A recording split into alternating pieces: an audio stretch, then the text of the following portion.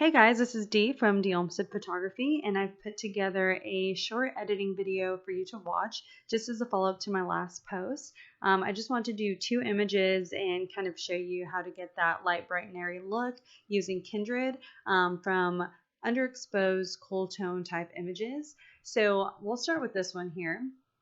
I'm going to show you the before and after so you can see kind of what the goal is here. What I'll do is reset this image. You'll also notice that these sliders aren't completely visible, and that's just to protect all of Jennifer's hard work.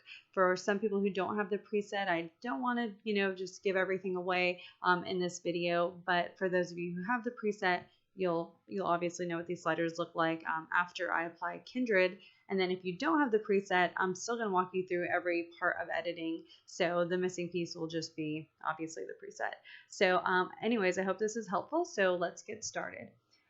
So let's apply Kindred Essential to this image. That is my favorite preset. It's my personal preference just to get this kind of look that I'm about to show you. The number one thing I do is increase my exposure after I apply the preset. This is just because to me, the most important thing in my style is the brightness. So I kind of just want to build around the brightness and the exposure. So I'm going to go ahead and up this exposure. I'll push it pretty far. And I know some of you out there are going to be like, oh my gosh, it's really bright. And it is really bright, but I think it all comes together at the end. So we'll go ahead and keep walking through this image. To me, the skin and the dress, they're a little too cool toned, at least on my monitor. So I'm going to go ahead and up the temperature. And I typically do things in this order that you're seeing here. So let's see. I think right about here is jumping all around here. Let me, there we go. That's about right. Next, I adjust my tint. And because I shoot in so many green places, I really play with the tint slider a lot. And I try to, I guess, overcompensate or just compensate for all of those greens by pushing things to the magenta side a lot more often. So I'm going to go ahead and do that. And that just helps me balance those greens out. So this image is pretty close to being done. Let's see. The only thing I might do, and again, this is just personal preference, but I think I might just see what it would look like with the greens just brought down a tiny bit. I like that. And this was just done in the HSL slider just for green luminance. So I brought that down a tiny bit. But honestly, this image looks great, and this is something I would deliver to the client. I love the skin tones. The whites are actually white. So I think I'm probably going to leave this alone. I might bring my blacks down a tiny bit.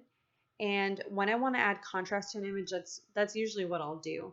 I don't usually use the shadow slider to do that, but that's definitely an option as well.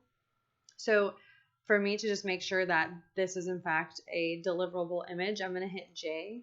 And I'm going to see where I've lost detail. So this is a really important thing for me whenever I'm editing. And I'll show you the areas I get concerned about.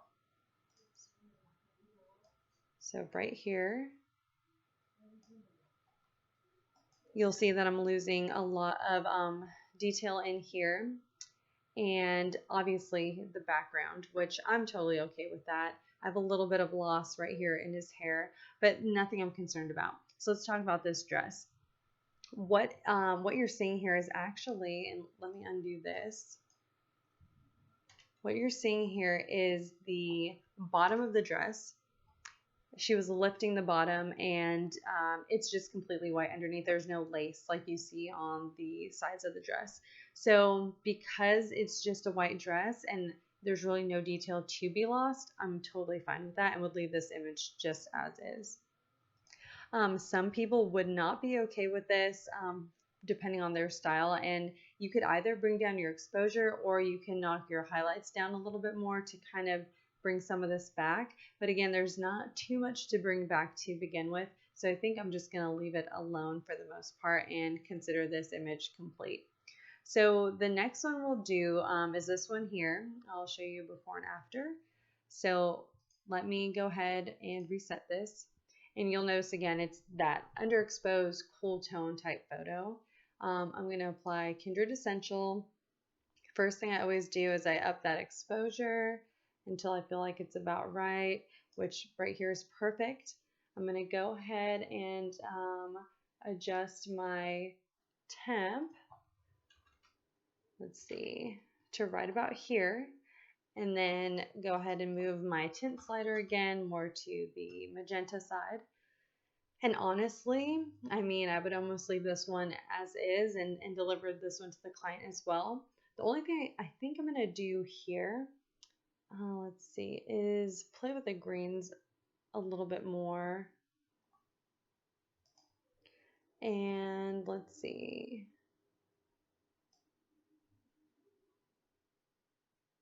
I like them right about here.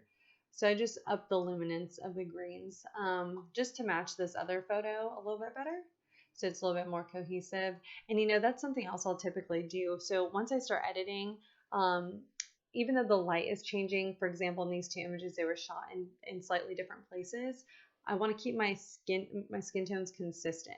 So not the background, not even the look of the photos necessarily, but for me, creating consistency lies in keeping the skin tones exactly the same or as close as possible, even though the light is changing. So I think I've achieved that here.